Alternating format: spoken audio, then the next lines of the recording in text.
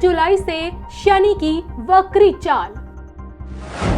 कुंभ से मकर में होगी शनि की वापसी। शनि के आने वाले ये 6 महीने 12 राशियों पर कैसा प्रभाव डालेंगे? क्या आपकी सेहत होगी प्रभावित? क्या रिश्तों पर पड़ेगा असर? क्या आर्थिक स्थिति पर पड़ेगा फर्क? क्या कोर्ट कचहरी मामलों में मिलेगी राहत? देखिए सिर्फ धर्म ज्ञान पर।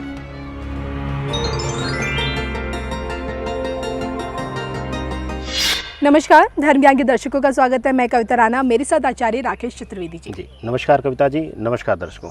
आज के इस वीडियो में हम बात करने जा रहे हैं कर्क राशि वाले जातकों के बारे में। जी हाँ, कर्क राशि जो कि देखिए 29 अप्रैल से शनि का महागोचर हो चुका है और कर्क राशि वालों पे मुझे लगता है ढैया की शुरुआत 29 अप्रैल से ही शुरू हो चुकी है, लेकिन अब इस 12 जुलाई के बाद शनि वक्री हो जाएंगी और इसका असर देखिए तकरीबन 17 जनवरी तक रहेगा।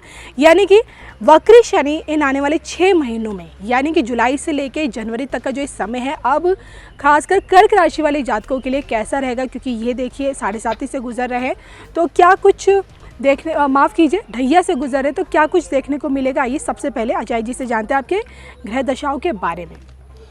देखिए, अगर कर्क राशि के जातकों पे ध्यान दें, पहला यह ध्यान देने की बात है कि कर्क राशि जो है चंद्रमा के प्रभुत्व की राशि है जी। चंद्र तत्व की, जल तत्व की राशि यह मानी जाती है। शनिदेव और चंद्रमा का संबंध बहुत शुभ नहीं है, बहुत अच्छा नहीं माना जाता है। तो जाहिर सी बात है, अगर चंद्रमा के प्रिय राशि है तो शनि का प्रभाव थोड़ा सा इसके ऊपर कठोर रहेगा, और विशेष करके क्योंकि ये ढैया के प्रभाव में आ चुकी है, यह बहुत महत्वपूर्ण बात हो जाती है। दूसरी चीज़ ये है कि ढैया के प्रभाव में होते हुए भी नियमतः ढैया के प्रभाव में आ गई है 29 अप्रैल से, लेकिन वक्री अवस्था में फिर से वापस आ जाएंगे मकर में।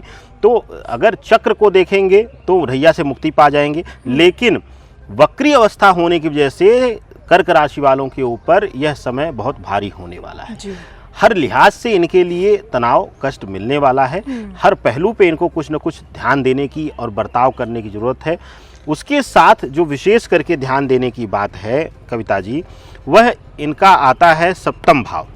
सप्तम भाव में शनि का होना, और वो भी वक्री अवस्था में होना, यह इनके लिए बहुत ही ज़्यादा इनको सजग होने की, या इनको कह लें कि अपने पर्सनल लाइफ से थोड़ा सा सामंजस्य बैठाने, गठबंधन सही करने का यह समय रहेगा 6 महीने। जी चलिए, अब आइए सबसे पहले बात करते हैं आपकी सेहत को लेकर। तो वक्री शनि किस तरह से आने वाले 6 महीनों में आपकी सेहत को प्रभावित कर सकते हैं?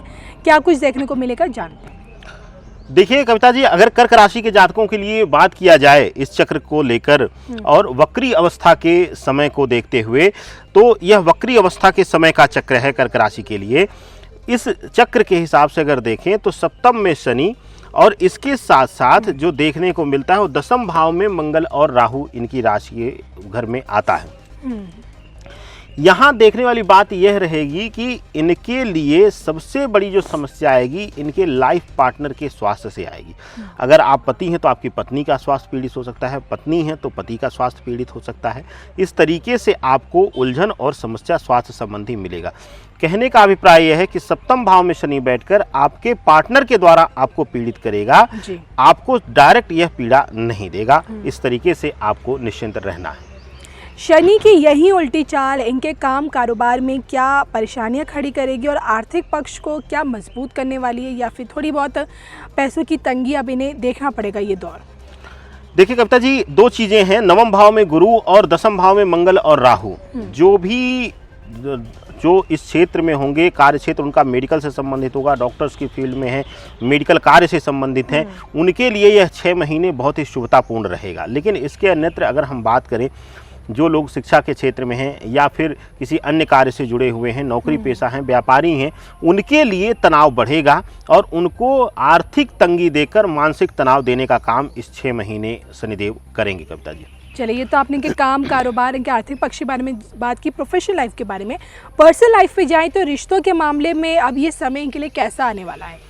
देखिए, बहुत ही महत्वपूर्ण समय, क्योंकि आपको शुरुआत में ही हमने कहा था कि इनके 7वें भाव में शनि वक्री अवस्था में आ जा रहे हैं और दर्शकों, जब भी सप्तम भाव में वक्री अवस्था में शनिदेव बैठेंगे तो आपके पर्सनल लाइफ में उथल पुथल कर देंगे। पर्सनल लाइफ हम वैवाहिक जीवन को कहते हैं। विशेष करके सबसे ज़्यादा जो पर्सनल लाइफ में डिस्टरबेंस देता है वह वैवाहिक पक्ष ही देता है। इसी से आदमी सबसे ज़्यादा पीड़ित होता है, इसी से सबसे ज़्यादा आदमी खुश होता है, इसी से सबसे ज़्यादा दुखी भी होता है। तो वैवाहिक पक्ष का पहलू जो है, पति पत्नी का पहलू जो है, वह बहुत पीड़ित अवस्था में रहेगा। दोनों के बीच संबंधों में दूरियां आएंगी, तनाव बढ़ेगा, तकरार बढ़ेगी, बातें विवाद में कन्वर्ट होते हुए या बदलते हुए देरी नहीं लगेगी कविता जी। इस तरीके का इस 6 महीने प्रभाव कर्क राशि के जातकों के लिए देखने को मिलेगा। अच्छा जी, देखिए ऐसे में आने वाले 6 महीनों में भाग्य के बल पे इनके काम कितने बनेंगे, भाग्य इन लोगों का कितना साथ देने वाला है? देखिए, भाग्य की बात करें तो मंगल और राहु 10वें भाव में हैं, गुरु 9वें भाव में हैं, तो भाग्य का साथ इनको पूरा मिलेगा। लेकिन इनके कर्म कई जगह इनको पीड़ा देंगे। इसलिए हम कह रहे हैं कि 10वें भाव में राहु होते हुए इनको, जैसे कि एक साधारण उदाहरण अगर अपने दर्शकों को दिया जाए कविता जी, तो अगर एक दिन इन्होंने कुछ कार्य किया और कुछ धन लाभ हो गया, धनार्जन हो गया, तो अगले दिन ये बड़े रिलैक्स हो जाएंगे, 10 बजे तक शायद मुंह से चद्दर नहीं हटाएंगे, सोते रहेंगे। तो उस परिस्थिति में ऐसा आलस्य देकर शनिदेव इनको पीड़ा दे देंगे। राहु का काम है आलसी बनाना, आलस्य देना, शरीर में दुर्गंध का कारक है। तो शनि और राहु जब पीड़ित होता है तो इस तरीके का प्रभाव मिलता है, देर तक सोना, नींद का प्रभाव ज़्यादा रहना, आलस्य देकर इनके जीवन को, इनके भाग्य क्षेत्र को प्रभावित करेगा। वैसे देखें, सामान्यतः जो कर्म प्रधान पुरुष हैं, जो कर्म प्रधान मानव है, उसके लिए भाग्य कर्क राशि के जातकों के लिए बहुत ही शुभ रहेगा कविता जी। चलिए अब बात कर लेते हैं क्या कुछ उपाय आप लोगों को करने चाहिए, लेकिन उससे पहले आइए ये जान लेते हैं कि कोर्ट कचहरी के मामले में अगर आप फंसे हुए हैं तो क्या आपको राहत मिलेगी या फिर इसके उलट परेशानियां बढ़ने वाली हैं? देखिए, कोर्ट कचहरी के लिए हम 2 घरों को देखेंगे। पहला देखेंगे 10वें भाव में मंगल और राहु का होना एक साथ, और सूर्य बुध शुक्र का होना 12वें भाव में, मुक्ति के भाव में। 2 घर ऐसे हैं जो पूर्ण रूप से दर्शाते हैं, जिसमें मंगल और राहु 10वें भाव का दर्शाता है कि कोर्ट कचहरी के मुद्दे में तनाव बढ़ेगा, लेकिन इस वक्री अवस्था का अंत होते होते आपको मुक्ति भी मिल जाएगी। इस 6 महीने में कोर्ट कचहरी या जुडिशरी से संबंधित तनाव जो है वह चरम पर करके उसके बाद मुक्ति भी देते हुए नजर आ रहे हैं शनिदेव। तो आपको निश्चिंत रहना है, अपने कर्म पर प्रधान ध्यान देना है और प्रयास करना है कि जितनी आसानी से उससे बच सकें वह बचने का प्रयास करना है।